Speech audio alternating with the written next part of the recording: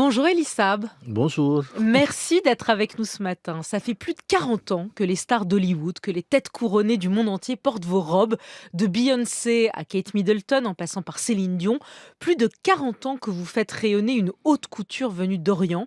On connaît la marque, Elissab, mais on ne vous connaît pas bien, vous, son fondateur. Il faut dire que vous donnez très très peu d'interviews. Vous n'aimez pas ça en général. Tu sais, parce que, toujours moi, je ne voulais pas me mettre devant mon produit.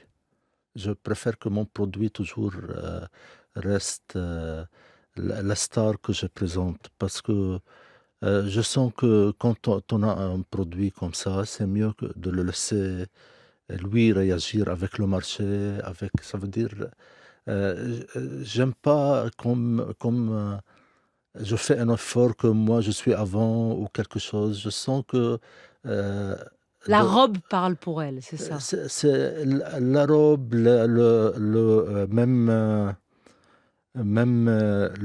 nom, que je laisse à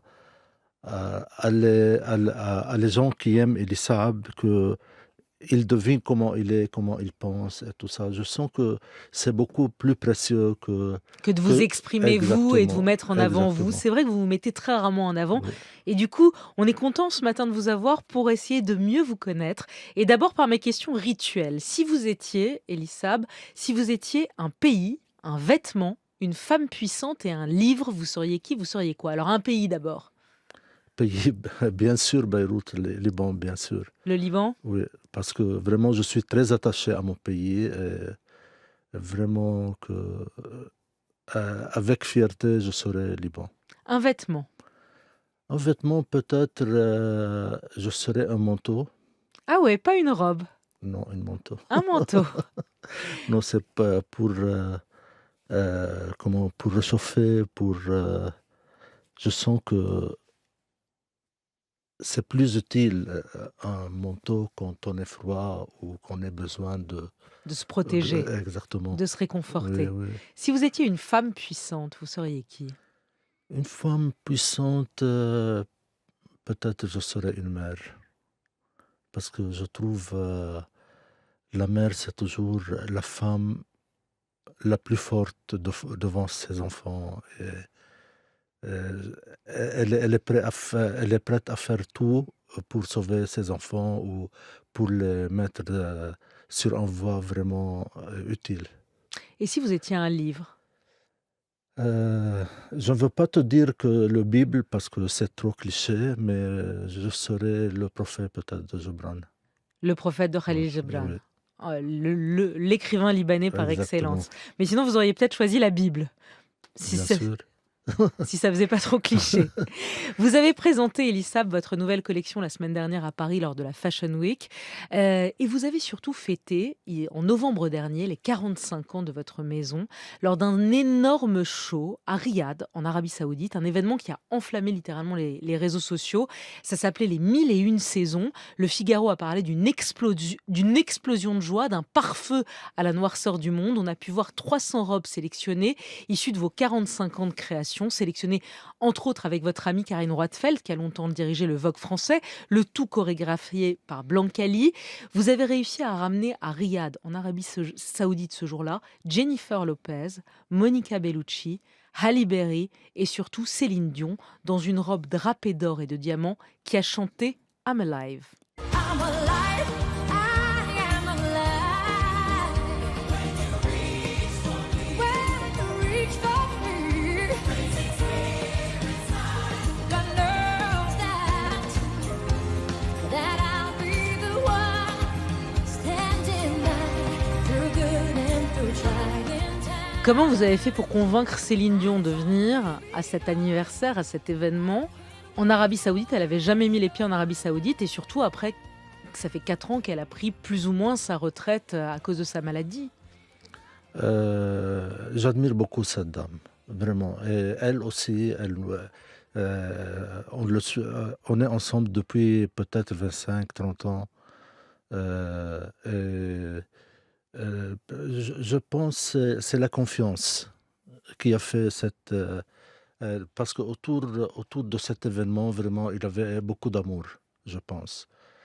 beaucoup de respect, beaucoup de... parce que si on va analyser cet événement, vraiment, tout est dans l'absolu, on sent que c'est pas faisable. Ou comment on peut réunir tous ces gens ensemble et comment euh, ça peut. Parce que beaucoup de gens, ils ont dit que c'est trop difficile que vous pouvez sortir avec un projet comme ça.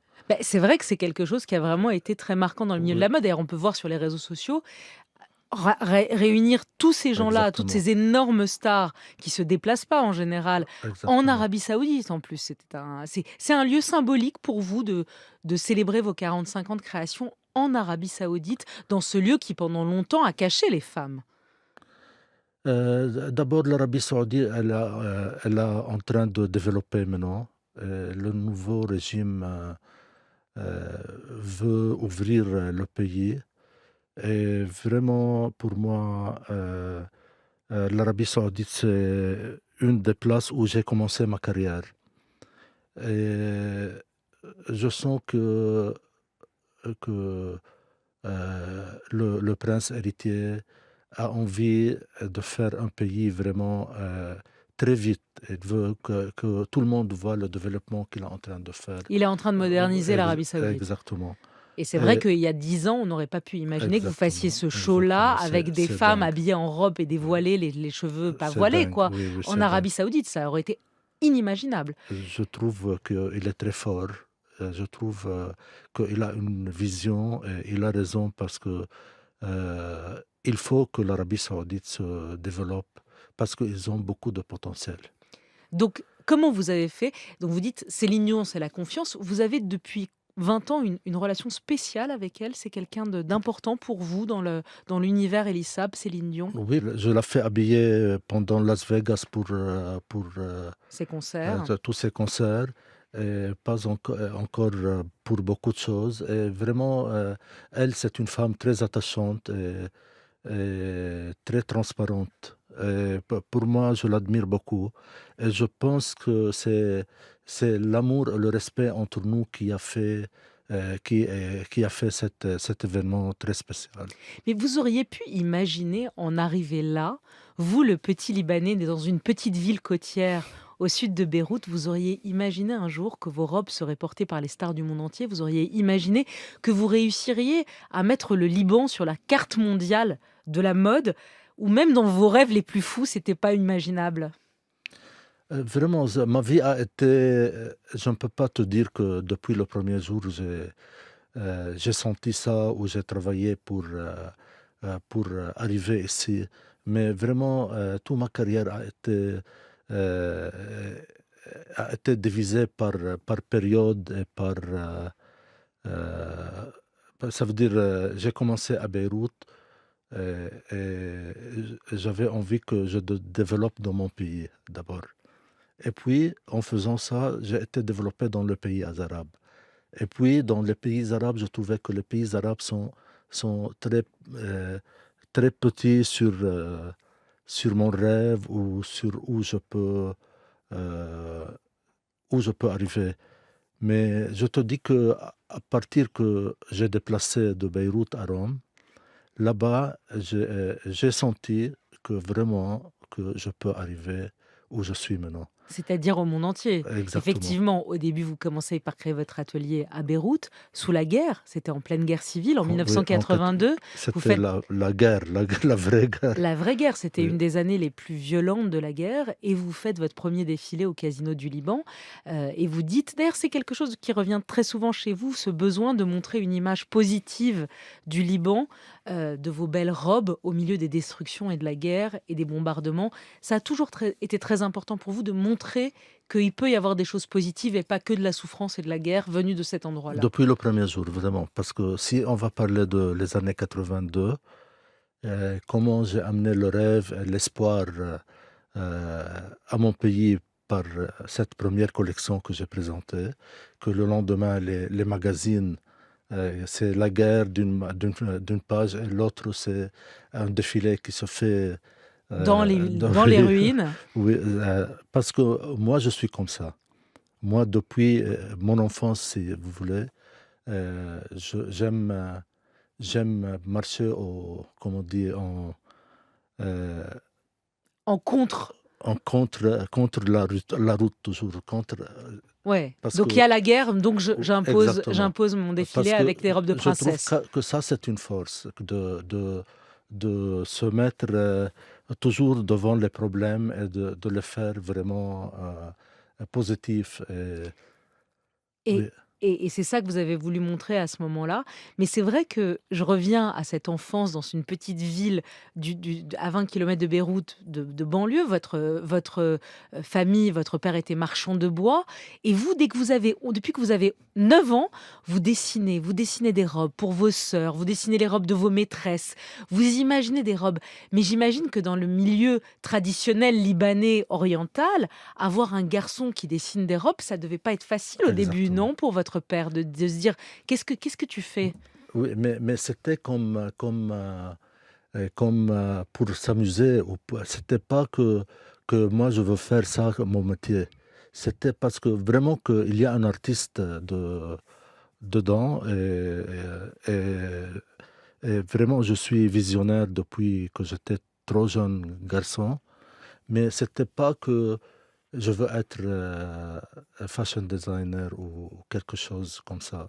Parce que, tu sais, chez nous, dans, dans notre entourage et tout ça, c'est d'abord d'être fashion designer, c'est quelque chose qui n'existe pas c'est pas seulement dans mon pays, c'est dans tout le Moyen-Orient.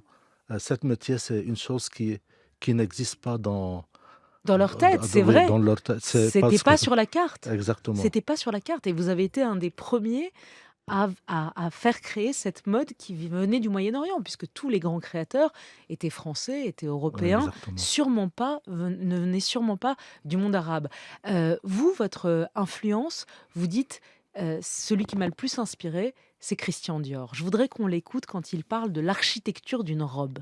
Ce n'est pas un vain mot de parler de l'architecture d'une robe. Une robe se construit, et elle se construit selon le sens des tissus. Le sens des tissus, c'est le secret de la couture. Et c'est un secret qui dépend de la première loi architecturale, celle de l'obéissance à la pesanteur. Il a C'est vrai. raison. Oui, elle a parfaitement raison. Vraiment, j'admire beaucoup sa vision, mais je te dis aussi que moi, pendant mes débuts, parce que moi, j'ai pas pensé de faire mon métier d'être créateur de mode avant. Mais c'est quand on a déplacé avec la guerre qui était très difficile, surtout c'est notre quartier, c'est le quartier où elle était touchée la première chose pendant la guerre libanaise. Votre Et- maison a explosé, vous aviez exactement. 11 ans, vous partez entassé dans une voiture Et- vers Beyrouth avec toute votre famille, oui, vous avez tout perdu, vous montez. exactement. Et mon père n'était pas en forme. Et j'ai commencé à sentir que la vie de la famille, ça va changer. Ou mon père, euh, il peut pas.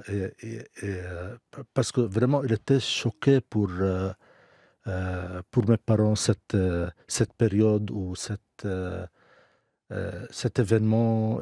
C'était trop triste, vraiment. La violence de la guerre. La violence était énorme et en plus, tu sais, on vient d'une famille normale, que la plupart des Libanais sont comme ça, parce que le but chez les Libanais, c'est de former leurs enfants.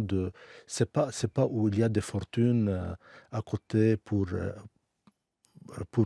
ressourcer Oui, la oui, vous famille. veniez pas du tout d'une famille Mais d'une riche. manière, moi, je regarde mon père, il souffre parce que il doit faire quelque chose, il n'est pas en forme.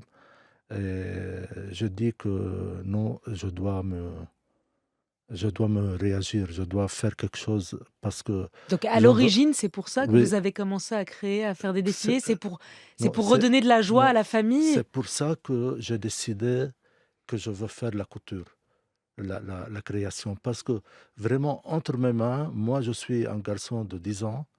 euh, Qu'est-ce que je veux faire pour gagner de l'argent?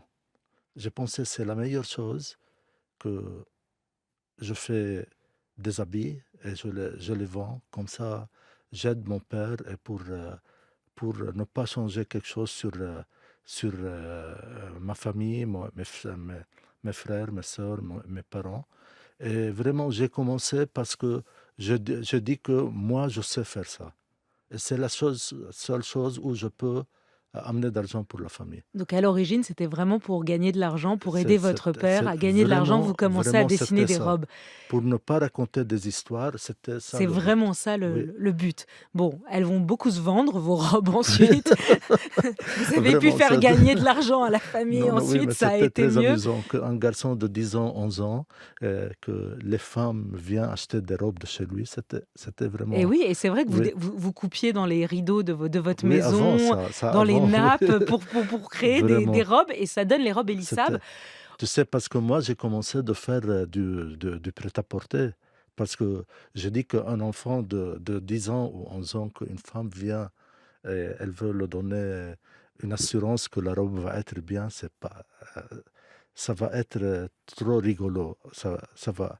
Je dis que non, moi, je préfère que je prépare des robes et la femme vient choisir de les robes qui sont là. C'est pour assurer comme résultat qu'est-ce qu'elle va voir. Et à partir de ça, on a commencé à bricoler ce buste sur cette jupe sur ça. Et après, ça donne, Ça, eh vraiment, ben, ça donne les robes de princesse que toutes les filles exactement. du monde entier rêvent d'avoir une robe de Oui, princesse exactement. d'Elisab. Parce que le plus grand succès que j'ai commencé à le eu à l'époque, c'était les robes de mariée. Ouais. Ça a été votre... Imagine Effectivement. un garçon de 13 ans, elle vend des robes de mariée et tout ça. C'est par ce produit que le nom commence À se faire connaître. à se faire connaître vitement. À 13 ans, déjà, à Beyrouth, sous la guerre, vous faites des robes de mariée. Et ça Exactement. commence comme ça, l'aventure. Elisab, qu'est-ce qui fait que vos robes, même les rédactrices de mode les plus snobs du Vogue américain, du Vogue français, etc., ont toujours défendu votre travail, alors qu'on aurait pu dire c'est too much, il y a des dorures, il y a des paillettes, et chez vous ça marche. Chez vous c'est pas kitsch, c'est chic. Comment vous faites? Moi, je fais un produit que toutes les femmes ont envie d'avoir dans leurs armoires. Et si, Et si si parce que je les suis snobs, jeune et ouais. tout ça, ils vont me snobber, ils vont me dire quelque chose, je les laisse dire tout ce qu'ils veulent. Et après, ils sont tous mes amis et ils ont commencé à sentir comment on dit, sentir le succès Et ils vous ont suivi. l'envie des gens qui veulent mon produit. Ils ont été vraiment, après, ce sont des meilleurs amis parce que, Maintenant, les rédactrices de mode, elles vous exactement, suivent à fond. normalement, oui. Est-ce qu'il y a eu un changement, un avant et un après 2002, quand Halle Berry, l'actrice américaine, va aux Oscars récupérer, elle reçoit l'Oscar de la meilleure actrice dans une robe Elisab, magnifique robe où tout le monde commande sa robe. Est-ce que pour vous, il y a un avant et un après ce Oui, moment? bien sûr. Moi, je pense que ça, c'était une, une chose extraordinaire. Pas seulement... c'était une histoire, c'était un moment vraiment magique. Parce que tout ce qui est autour, c'est Halle Berry que presque elle est connue. Elle est une femme à couleur. Elle est... Elle est noire. oui, exactement.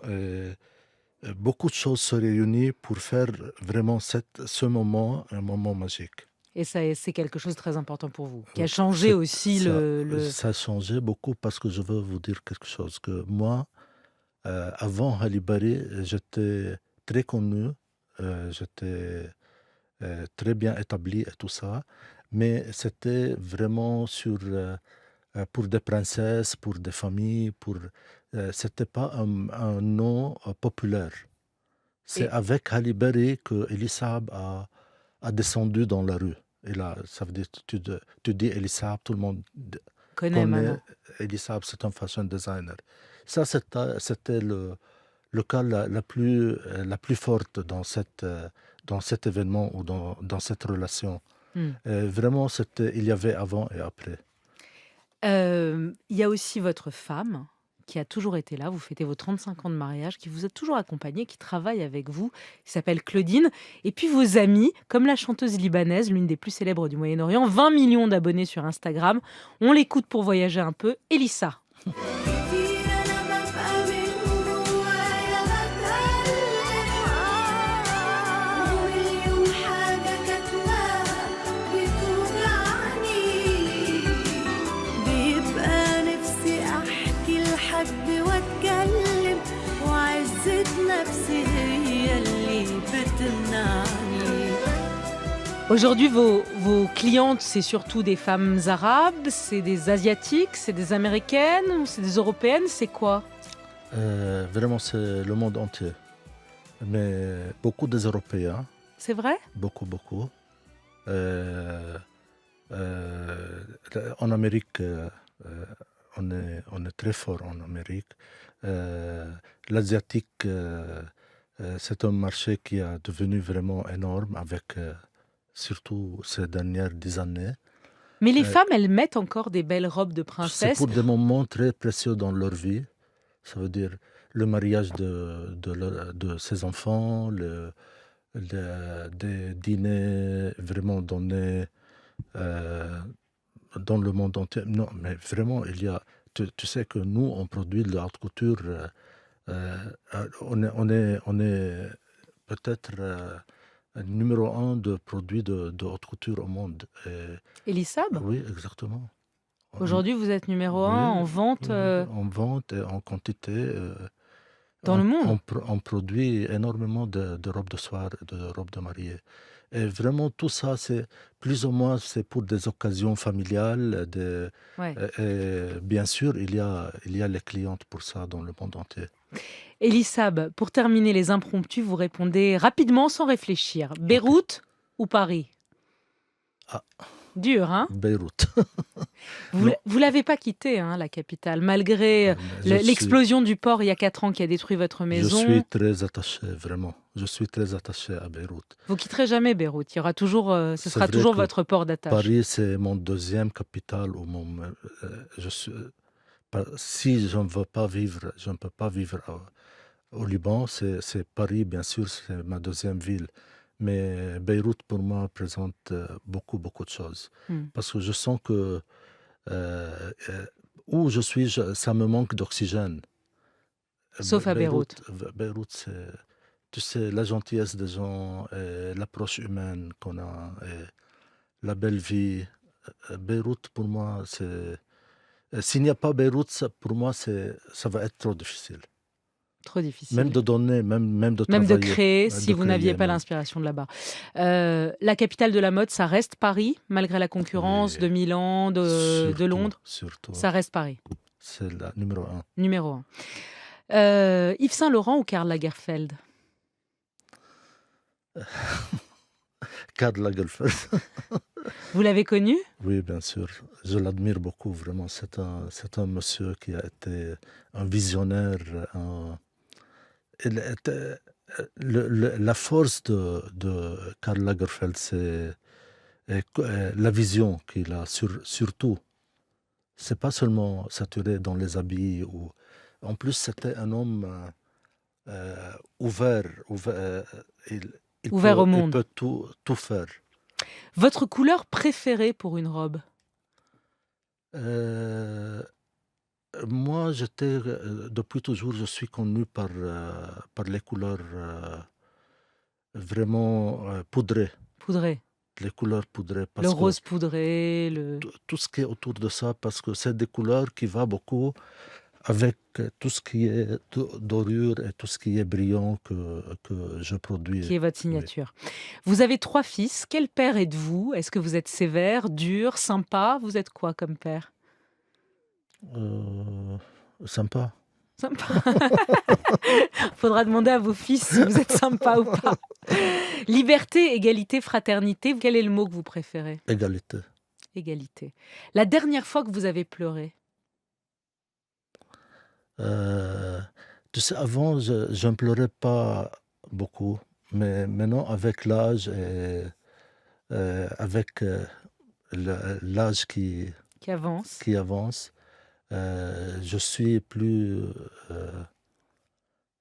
Sensible. plus sensible et plus euh, À fleur de peau. non, trop attaché à mes enfants. Et peut-être, qu'est-ce que me faire pleurer, c'est peut-être de joie ou c'est ma relation avec ma famille. Votre famille, ça Oui, reste le plus oui. important. Pour terminer, et Dieu dans tout ça, quelle est la place de Dieu dans votre vie? Très fort. La place de Dieu très fort. Et, qu'est-ce que je veux te dire que mon père m'a donné beaucoup de force.